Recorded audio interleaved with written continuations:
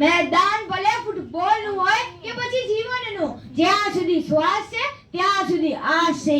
90 મિનિટનો એ ખેલ ને આખી દુનિયાનો મેલ, આ છે ફીફા વર્લ્ડ કપ નો અસલી ખેલ. અહીં ઉપસ્થિત સર્વે મહેમાનો, વાલીઓ તેમજ વિદ્યાર્થી મિત્રોને મારા પ્રણામ. હું કાવરમાં ધીરેન કુમાર ધોરણ 8 માં કુમકુમ વિદ્યાલયમાં અભ્યાસ કરું છું. આજનો મારો વિષય છે ફીફા વર્લ્ડ કપમાં મારી ફેવરેટ ટીમ અને તે પાછળના કારણો. મિત્રો, આજે હું વાત કરવા માંગુ છું એવી જ ટીમ વિશે જેણે પોતાની અનોખી છાપ માત્ર ફૂટબોલના મેદાન પર જ નહીં પરંતુ દુનિયાભરના ફૂટબોલ પ્રેમીના દિલમાં પણ છોડી છે, અને એ છે મારી ફેવરેટ ટીમ પોર્ટુગલ. પોર્ટુગલના મારી ફેવરેટ ટીમ આના પાછળ માત્ર કોઈ ખેલાડી જ નથી પરંતુ આખી ટીમનો જુસ્સો, તેમનો સમૃદ્ધ ઇતિહાસ અને મેદાન પર રમવાની તેમની અનોખી શૈલી છે. સૌથી પહેલું કારણ છે તેમનો વિશાળ ફૂટબોલ સમૃદ્ધ ઇતિહાસ. પોર્ટુગલે દુનિયાને બતાવ્યું છે કે એક નાનો દેશ પણ ફૂટબોલની દુનિયામાં કેવી રીતે સુનામી લાવી શકે છે. તેમણે સાબિત કરી બતાવ્યું છે કે તેઓ ક્યારે હાર માનતા નથી પરંતુ હંમેશા અંડરડોગ તરીકે આવીને ચાન્સ ટીમને દૂર ચટાડવાની તાકાત રાખે છે. બીજું કારણ છે ક્રિસ્ટિયાનો રોનાલ્ડો.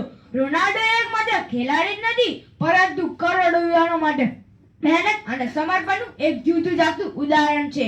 5 અલગ અલગ વર્લ્ડ કપમાં ગોલ કરનાર દુનિયાના આ એકમાત્ર ખેલાડીને જ્યારે આપણે પોર્ટુગલની જર્સીમાં મેદાન પર ઉતરતા જોઈએ છીએ ને તો આખી દુનિયા સ્તબ્ધ થઈ જાય છે. અરે આજે તો પોર્ટુગલ પાસે યુવા અને સુપરસ્ટાર ખેલાડીની તો આખી ફોજ જ છે.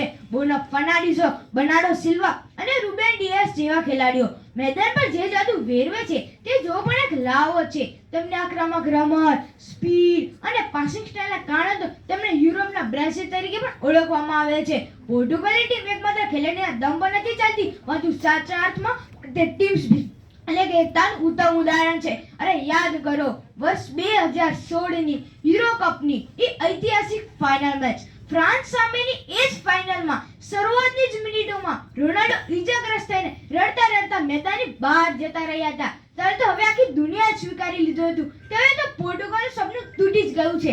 પરંતુ એ રાત્રે બાકીના 10 ખેલાડીઓએ જે જોશ બતાવ્યો, લડત આપી અને ફ્રાન્સને હરાવીને પહેલી ઐતિહાસિક ટ્રોફી હાસિલ કરી અને તેમણે સાબિત કરી બતાવ્યું કે પોર્ટુગલ એ અંધારામાં પણ ચમકવાનો દમ રાખે છે.